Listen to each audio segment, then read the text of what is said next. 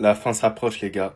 Il va falloir l'accepter. D'après la source, et on ne sait pas si elle est vraie ou pas, Vinicius n'aura pas le même salaire que Mbappé au Real. Le club lui laissera 1 an pour progresser et passer un cap où il sera placé sur la liste des transferts. Ça me blesse, les gars. Ça fait mal parce que Vinicius, vous le savez très bien, c'est l'un de mes joueurs préférés au Real Madrid. C'est l'un de mes chouchous. Voilà, avec Camavinga. Et là, voir à quel point le Real Madrid ne fait pas assez preuve d'empathie envers Vinicius. N'essayez pas de le comprendre aussi. N'essayez pas de voir à quel point Vinicius, il a apporté au Real Madrid, remporté des Ligues des Champions, remporté des titres de Liga. Vinicius, quoi qu'il en soit, on peut parler de son comportement et tout. Mais c'est un joueur, il a toujours kiffé le Real Madrid. Je sais pas si vous voyez le délire. Il a toujours kiffé le Real Madrid. Et s'il quitte le Real Madrid, voilà les gars, j'en voudrais tellement à des personnes. Voilà, je crois que je serais sans pitié. Voilà, je serais sans pitié dans mes mots. Donc les gars, je répète, si la source, elle est vraie, et que Vinicius ne veut pas lâcher le steak, ça voudrait dire que Vinicius devra partir l'année prochaine. C'est dire que Vinicius ne sera plus madrilène l'année prochaine. Les gars, c'est une dinguerie. C'est le seul défaut, je pense, de mon club. Le fait de ne pas assez respecter les joueurs qui ont fait énormément dans le club. C'est dommage. C'est dommage. Dieu a exaucé mes prières. C'est Florentino lui-même qui va détruire le Real Madrid. Le rêve caché de Florentino Pérez, si Vinicius Junior est vendu, est d'aligner ensemble Haaland et Mbappé. En fait, l'ancien, il fait comme si les joueurs, c'était juste des pions qu'on plaçait là, comme dans Ultimate Team. Comme s'ils n'avaient pas des sentiments. Kylian Mbappé a montré à maintes et maintes reprises que dans un club, c'est lui et personne d'autre. En sélection, c'est lui et personne d'autre. Tu peux pas lui ramener Haaland alors qu'il a presque réussi à chasser, à mettre dehors Vinicius. Parce que au cas où vous n'étiez pas au courant, Vinicius a 1 an pour prouver, comme s'il venait d'arriver. Vinicius Junior a 1 an pour prouver au Real Madrid qu'il mérite sa place en devenant le lieutenant de Kylian Mbappé. Parce qu'il lui reste 2 ans de contrat et il veut le même salaire que Mbappé, si ce n'est plus. Ce que le Real Madrid, pour l'instant, ne trouve pas possible vu son niveau. En tout cas, l'ancien, il a construit quelque chose d'extrêmement grand. Et si c'est lui qui le détruit, je suis pas contre. C'était Jorginho du Brasil. Et dites-moi ce que vous pensez de tout ça. Bao. En vrai, les amis, est-ce qu'on peut en vouloir au Real Madrid? Parce que apparemment, le Real Madrid aurait refusé la demande d'augmentation de Vinicius Junior. Pour avoir une augmentation, le club exige qu'il améliore ses performances la saison prochaine. Dans le cas contraire, il sera vendu. Je ne sais pas si l'information est vérifiée ou pas, mais moi, si je me base sur ce que vient de dire ce média-là, moi, je ne peux pas vraiment en vouloir au club. Dans le sens où Vinicius et son entourage, comme je l'ai dit la dernière fois, ils ont eu un problème de timing. Si encore ton augmentation, ta revalorisation, tu la demandes, ou le salaire extraordinaire que tu veux, tu demandes ce salaire-là au moment où tu fais ta saison XXL, la saison Ballon d'Or, là on peut comprendre. Et si le club il refuse à ce moment-là, là on dit ouais, le club ils ont un problème. Mais là aujourd'hui avec la saison que nous a sorti Vinicius et le Real Madrid en général, il ne peut pas venir demander une revalorisation aussi énorme. Et ça j'ai l'impression que beaucoup de gens ont du mal à le comprendre. Après, je sais qu'il y en a qui vont me dire que ouais, le club n'a pas le droit de lui interdire une augmentation de salaire. Mais là, je pense que ce n'est pas juste l'augmentation qui lui est refusée. C'est plutôt le salaire qu'il est en train de demander. Là, il demande le salaire limite d'un joueur qui vient de sortir une saison XXL. Et sinon, le club de base, le club voulait le prolonger. C'est le club qui était allé vers lui en premier pour lui proposer une augmentation de salaire. Mais lui, il a préféré imposer un salaire, je crois que c'est 30 millions d'euros, ou je sais plus combien. Après, je connais pas les chiffres. Donc voilà, moi je peux pas en vouloir au club de tenir un discours pareil. Et ça fonctionne comme ça dans n'importe quelle entreprise. Tu ne peux pas venir demander une grosse augmentation. Tu peux demander une augmentation, ça, il n'y a pas de problème. Mais une grosse augmentation, sachant que tu sors d'une saison comme ça n'existe pas. Mais bref, dites-moi dans les commentaires qu'est-ce que vous en pensez. Et surtout, pour ne rien louper, vous savez ce qu'il vous reste à faire.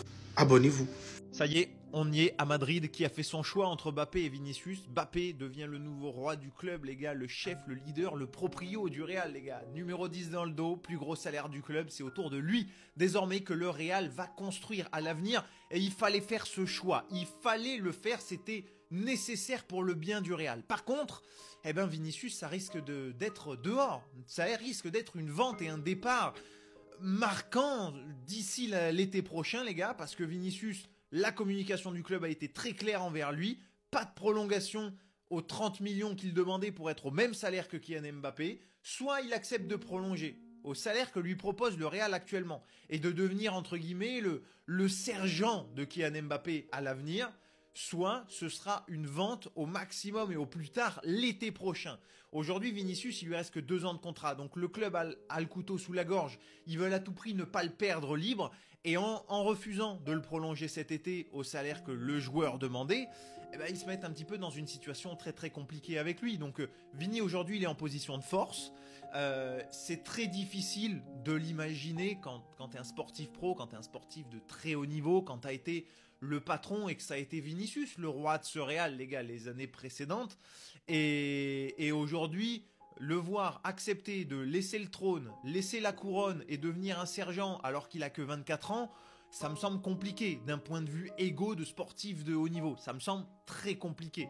Puis peut-être qu'il aura aussi envie d'aller voir ailleurs, d'aller chercher un autre défi. Et puis je pense que les clubs qui auront envie de le recruter vont être très nombreux d'ici à l'été prochain, parce que même si sa saison elle n'a pas été fameuse cette année, on connaît le talent du joueur. Encore une fois, c'est encore un joueur qui est très jeune. Donc voilà, en tout cas le choix est fait. Et encore une fois, je pense que c'est pour le bien du club, parce que l'arrivée de Mbappé a fait beaucoup de mal, parce que trop de stars, trop d'ego, ça ne peut pas fonctionner, c'est impossible. Le choix est fait, c'est Mbappé le patron, c'est Mbappé le chef. Et ben ceux qui ne sont pas d'accord avec ça, désormais au Real, vont pouvoir et auront la porte ouverte, à commencer par Vinicius, les gars. Dis-moi ce que t'en penses de voilà, c'est le Real 2.0, les gars. C'est la nouvelle ère qui commence au Real. L'ère Kylian Mbappé commence officiellement à Madrid. Et on l'espère pour lui et pour le club, quelque part, pour le plus grand bien et pour un maximum de réussite. En tout cas, le choix est fait. Et effectivement, tu pouvais pas rester dans cette espèce de flou avec voilà, trop de stars, trop d'ego, trop de gars qui marchent sur le terrain. À un moment, c'était plus possible. Bon, mes Madeleines, comme vous avez tous suivi, vous avez vu que Mbappé va prendre le 10. Même lui, il a officialisé sur son compte Insta. Donc, Mbappé prend le 10, ça veut dire que le 9 sera libre. Donc, à votre avis, qui va prendre ce numéro-là? Est-ce qu'on va le donner à Gonzalo Garcia? On va dire, petit, écoute-moi, pendant la Coupe du Monde des clubs, on a aimé ta prestation, donc on va te confier ce numéro-là. Tu seras l'avenir au Real, tu seras notre futur numéro 9. En donnant ça, pour moi, on peut le faire. On peut le faire, sincèrement. Ou alors, on va donner à Hendrick. Les gars, on va pas se mentir. Hendrick, pour l'instant, il n'a pas eu sa chance au Real. Avec Ancelotti, c'était pas trop ça. Avec l'arrivée d'Alonso, il n'a pas encore joué avec Alonso parce qu'il était blessé. Mais Hendrick, j'entends, oui, ça se trouve, il va partir en prêt. Mais Hendrick, avec Palmeiras, c'était un numéro 9. Donc, pourquoi pas donner à Hendrick? Ou alors, j'ai entendu aussi, Mastantuono, ça se trouve, il va prendre le numéro 9. J'ai entendu. C'est des infos que j'ai vu passer. OK? Ou alors, Pérez, au dernier moment, le dernier jour du mercato, il va aller chercher son numéro 9 parce qu'avant l'arrivée de Gonzalo Garcia, on parlait d'un 9 style Roselu. Ça se trouve, Pérez, il va aller chercher quelqu'un d'autre. Hein, il va donner ce numéro-là. Pérez avec lui, tout est possible, les amis. Tout est possible. Bon, mais Madeleine, dites-moi en commentaire, à votre avis, qui prendra ce numéro-là? Gonzalo, Hendrick, Franco Mastantuono, qui j'ai vu les infos passer, ou alors un autre joueur qui va arriver comme ça. En fait, sur Twitter, il y en a, vous êtes vraiment en roue libre. Et le mec, il a mis cette compo-là et il me dit cette compo devrait être illégale. En vrai, quand je regarde la compo de près, le mec en question, c'est son tweet qui devait être illégal. On va regarder la compo ensemble, les gars. Déjà, le mec, il nous fait un 4-2-3-1. Au goal, il nous met Courtois, il n'y a pas de problème. En défense, il nous met Arnold à droite. Kairas à gauche, jusque-là, pas de problème. En défense, il met Hausen Rudiger.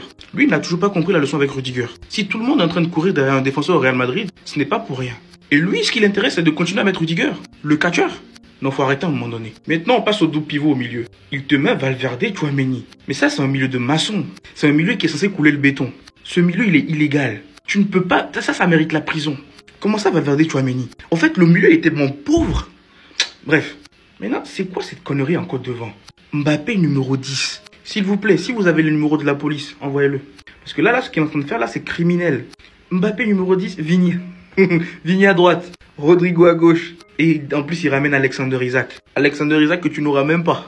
Que ce soit dans tes rêves, dans le multiverse, dans tout ce que tu veux, tu ne l'auras pas. Et il ose nous dire que cette compo devrait être illégale. C'est sa connerie qui est illégale. Faut même regarder un peu la connerie. Valverde, Tchouaméni. Mbappé. Ah! Vous êtes trop en roue libre sur Twitter.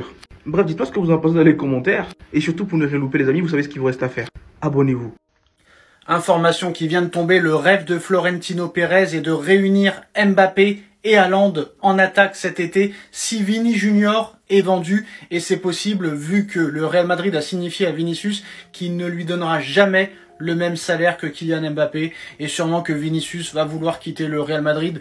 Vinicius était aux portes du Ballon d'Or avant que Mbappé arrive, et Vinicius est aux portes de la disparition depuis qu'Mbappé est arrivé. On donne le numéro 10 à Mbappé alors que Vini, Arda Güler aurait pu le mériter comme Jude Bellingham, mais on le donne à Mbappé. Tout le monde a peur de Mbappé, alors que le mec n'a jamais gagné de Ballon d'Or, n'a jamais gagné de Ligue des Champions, n'a jamais gagné d'Euro, n'a jamais gagné de FIFA The Best, n'a jamais mis de but dans le jeu dans un Euro, mais on donne tout à ce mec-là. Pourquoi? On ne sait pas. En tout cas, si Vini Junior quitte le Real cet été, la priorité de Florentino Pérez est de recruter Erling Haaland de Manchester City. Donc je pense que l'argent récolté dans la vente de Vinicius servira à acheter Haaland à Manchester City.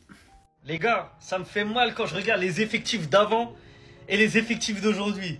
Quand je vois le foot d'avant, avec le nombre d'équipes complètes, avec des grands joueurs qu'il y avait, et que je regarde aujourd'hui, j'ai mal à mon foot. Et les maudits 2000 vont croire qu'ils vivent un foot de ouf, ils vont s'enflammer. Mais s'ils auraient vu d'autres football... Regardez Arsenal, prenez l'effectif d'Arsenal d'avant et mettez-le à côté de celui d'aujourd'hui. Mais ça n'a rien à voir, vous êtes emballés par des Saka. Mais les gars, on parlait en Vieira, Bergkamp, Campbell, Kolo Touré, Ashley Cole, Thierry Henry, Pires, Ljungberg. Les gars, on passe à la Juve, pareil, comparé. Wesh, Trezeguet, Del Piero, Nedved, Davids, Buffon. Wesh, des Zambrotta, des Thuram. Milan AC, je t'en parle même pas. Cafu, Crespo, Gattuso, Pirlo, Kaka, Maldini, Dida, Stam, Nesta, Seedorf. United, Ronaldo, Ferdinand, Vidic, Van der Sar, Tevez, Rounde, Scholes, Carrick, Evra. Chelsea, Lampard, Terry, Carvalho, Galas, Drogba, Makelele. Damien Duff, vous connaissez pas Damien Duff? Gut Johnson. Le Real, Zidane, R9, Figo. Roberto Carlos, Raúl, Beckham, laisse tomber. Makelele, Salgado, Casillas. On passe au Barça. Ronaldinho, Edmilson, Van Bommel, Eto'o, Valdés, Iniesta, Xavi, Messi, Puyol, Van Bronckhorst. Et même les petits là, les Van Bronckhorst, tout ça, aujourd'hui, ça serait des gros joueurs. Même l'AS Roma, les gars, l'AS Roma. Emerson, Totti, Cassano, les gars, Cafu, Zebina, Samuel. Wesh. Inter Milan, les Dejan Santkovic, les Cordoba, David, Zambrotta, Ricoba, Veron, Juan Sebastian, Javier Zanetti, Adriano, Materazzi, Toldo. Les gars, arrêtez de comparer le foot d'avant et d'aujourd'hui. Avant, c'était beaucoup plus fort, c'était beaucoup plus complet. Aujourd'hui, il y a 2 équipes, 3 équipes. Allez, 10 joueurs maximum qui font rêver. Les gars, vous n'avez pas connu le vrai football. Laissez ça. Les 2000 là, après les 2000, vous n'avez rien connu.